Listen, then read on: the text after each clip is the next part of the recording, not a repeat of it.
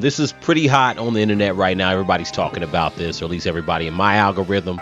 And I had, plenty of conversations with a few people about this, and I think this was an interesting conversation. I'm not going to go through all of it. There were some standout things. I think Amanda Seales is an interesting person, very opinionated. She came to this debate against 20 black conservatives, I think with a lot of detail and a lot of facts. I'll give her that. A couple of things stood out to me. One, in the very beginning, she did tell a few of them not to interrupt her as they come up to debate her. And then she really did do a lot of interrupting from everyone else. There was a lot of filibustering that she did and a lot of pivoting. We cool now? We good. We good. I think we're on the same, we're kind of looking at the same side of the same coin. And I think we both want the betterment of the black community. And I think we're maybe coming from it from different ways. And so I do respect your position to what you were saying as well, that there are certain things and powers at play. And I've experienced racism firsthand. A lot of conservatives may try to act like, oh, there's no racism in America. I absolutely believe there is racism in America. I believe racist people exist. I just don't think that the systems as they stand today are inherently racist, because I've seen too many black people overcome. And I just feel like a lot of times what's left out of the dialogue is self-accountability and like self-will. We talked about how we were 3/5 of a person, but now we are 100%, I guess, according to the law or whatever, a person. And I feel like at the end of the day, if you wanted to walk out here right now and decide, you know what, I want to change my career, I want to do that, you can. And that's why so many people, and Nigerians come here, and Indians come here, and so many people who are not white, who are supposed to be discriminated against because they're not white, they come here and they become doctors and lawyers. Why? Because to your point, there's community. There's a sense of pride about, you know what, I got to go honor my parents back in Nigeria. I'm part Nigerian. I have to go honor my parents. I have to go honor my elders. They're not twerking and shaking booty. They're getting They are literally twerking and shaking and booty in the Nigeria. Nigerians I know ain't doing it. If they are we twerking and shaking, literally but they learned doctors it from Africa. They're doctors twerking and shaking booty. So maybe they can shake because they got the money to back it up. But do you see what you're saying? But do you see what I'm saying though? We have to be honest, Amanda. When Indians as a fellow daughter of an immigrant, okay, right? So my mother's from Grenada. My mother did come here and was able to work and was able to get green cards for folks. So shout out to my mom. There's a very big difference in growing up somewhere and coming from a place where you are the majority and where your people are running the show, than being somewhere where your people have been subjugated the entire time your people have been here. But your mama came here and she wasn't. Throughout this debate, there's a conversation about reparations too. I'm not going to get deep into it. I am for reparations. I do think that there is a lack of clarity as to who's going to get it. So I think people who are for reparations have been kind of arguing who fits in the parameter of being a recipient, but that's a whole nother story. But it is interesting because Amanda Seales herself, a lot of people who are what you would call FBA, full blood or full blown black Americans, or or ADOS, or descendants of slaves, basically, right? A lot of people in that category may say that she's not applicable to receive reparations, having one parent that's an immigrant. But I do think that in this case, Amanda goes on to explain about how her mother came to the country and she already had a nursing degree and so on. And I think that there's this assumption that I think that anybody who is black and who's American doesn't have an opportunity or is down and out versus other places. The majority. So how did she succeed? She succeeded because she came here with the fortitude of coming from a place. Her resilience, right? No, but and she had her village. Let me say what I'm saying. Okay, I'll let you unpack. If we don't acknowledge divide and conquer in the United States, we are having a pointless conversation. I agree. We have to acknowledge that there is a concerted effort at divide and conquer in the United States. We're literally watching it happen right now with an effort to divide and conquer and have black people fighting immigrants and have black people saying that immigrants don't matter. And so fighting white people. White people is not the point. The concept of white people is about people who are upholding a supremacy of whiteness versus people who understand that there should be an egalitarianism. There should be an equality. That we are becoming the new white supremacists. We are. We've been putting them on a pedestal. We are. We feel like we can't do anything. No, it's not that we're putting them. It's not that we're putting them on a pedestal. It's that we are joining them and instead weaponizing our blackness against our people. When we do what you're saying, we are saying, I am better because I figured it out, and so you're the problem because you didn't figure it out. In the past, there definitely has been, as far as I know, there's been conversation as far as dividing black people who are coming from another country as far as their connection with Black Americans. That is something in the past. But I do think that Black people as a whole, generally speaking, are far more aware of that now. And I think that what's happening now, in my opinion, internally, we're separating ourselves based on conservative, liberal. Amanda calls herself a radical. We're separated based on religion and a host of other things. And no race is monolithic, so I don't think that's really the point. But I think that the reality is having all these different points of views come into play. So I don't even like this term conservative and radical. I don't know if Amanda is necessarily a radical. When I look at Amanda Seales' career, she doesn't strike me as a radical. She's an entertainer.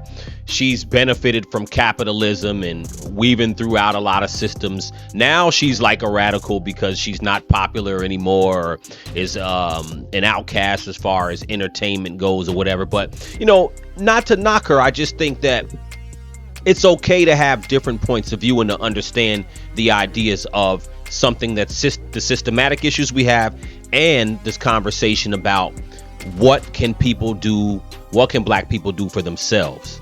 And this conversation does need to coexist. And in a way, we are weaponizing these conversations against each other. But if I believe that the American dream I have a right to that as well, is that me joining white people, or is that me saying, you know what, I want a life for my dream? The American dream for me, because it may look different from other people. Some people it's a boss chick. For me, I want my kids to grow up in a wonderful neighborhood. I want them to go to college. I want to have a 401k. I want to do this. I want to do that. So I feel like a lot of times in the Black community, we associate anything that's right or that's just or that's striving forward with whiteness. So when you say that we're working with them, it's whiteness, it's capitalism.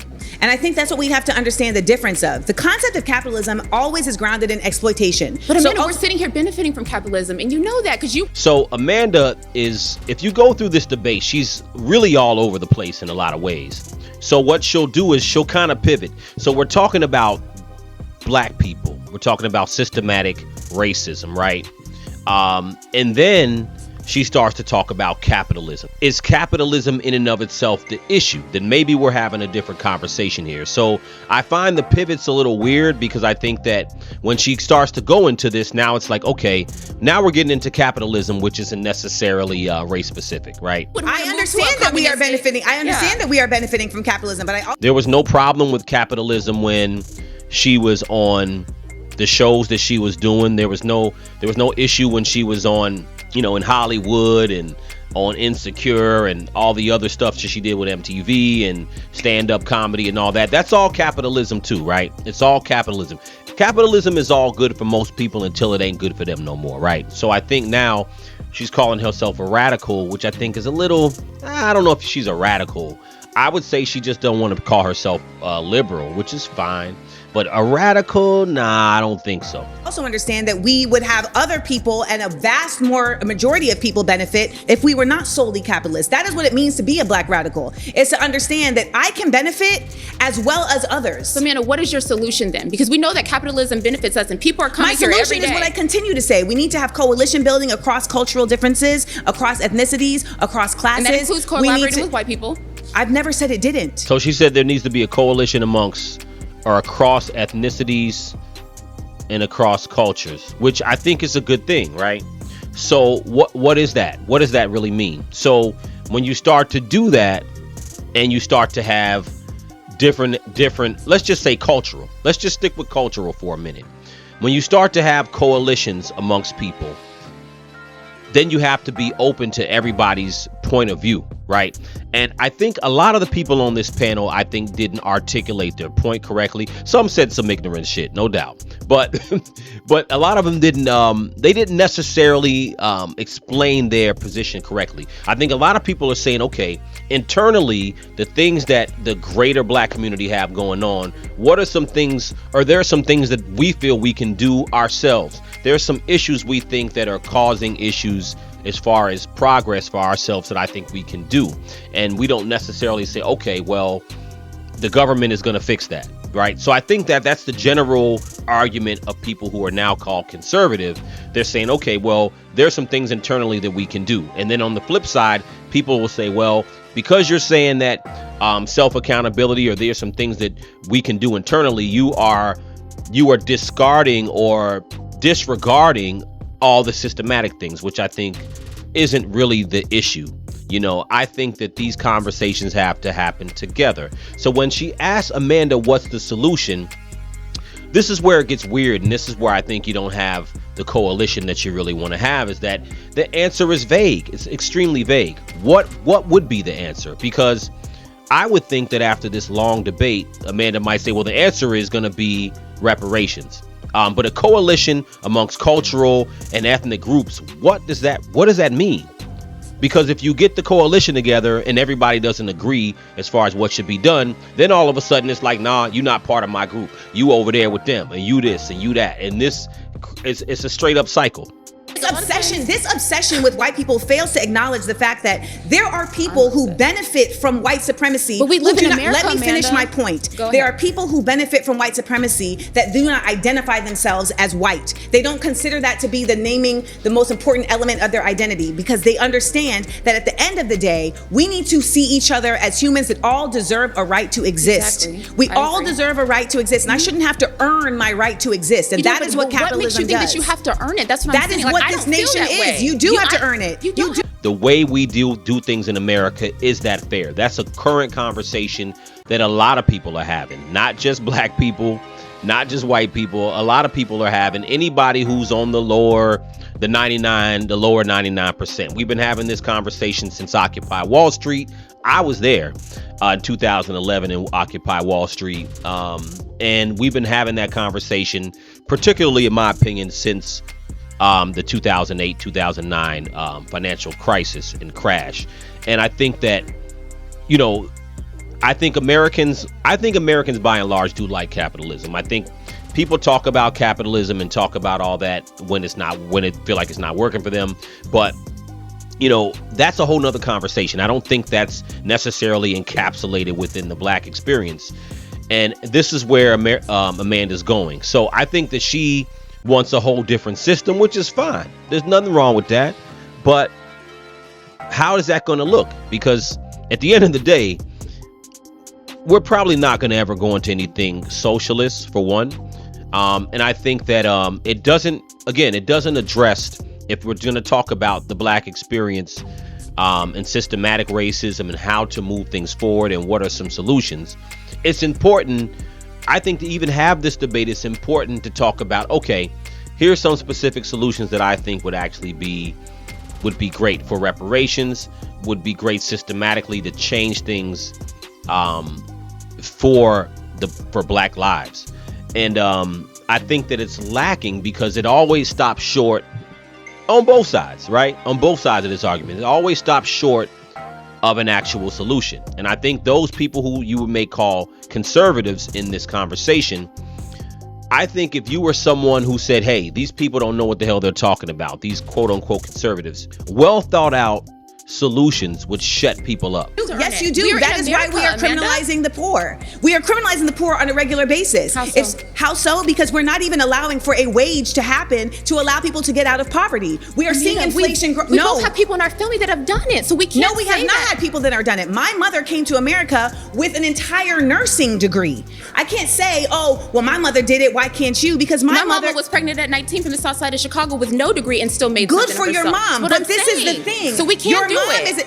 It's not. The question isn't whether or not some people can do it. The question and the reality is that it is not available to everyone in an equal way. And that's unfortunate, man. But we live in a broken society. I went to Nigeria and they're having the same problems, and there's a bunch of black people that are running Nigeria. It's a broken society. But a society where everything is equal to everybody, and I just don't think that it's possible. It's not probable. Not in America. Life has never worked that way. As far as my years on the earth, everybody's not going to have access to everything equally. I think what is important, it all depends on the conversations you're having. If we're talking about America as a society, whether things are fair, how things should be reformed in relation to capitalism, that's one conversation. If we're talking about, the 14% of black people in this country, the greater society of black people, if we're talking about what's best for that group of people, including myself, that's another conversation.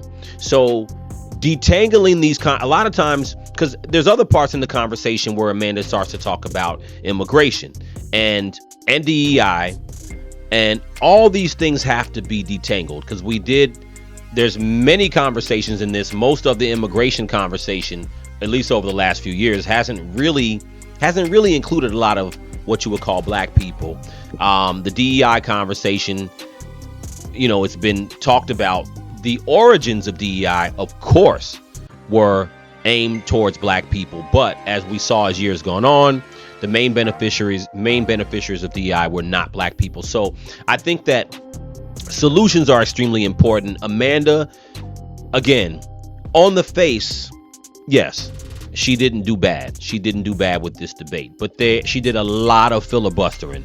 And a lot of times when she didn't have a specific point, what she would do is just filibuster and then go over and over and go back to different points and pivot to different points, not really dealing with some of the actual questions. I think some of these panelists, if you will, these debaters, did give her some valid questions or valid points to talk about.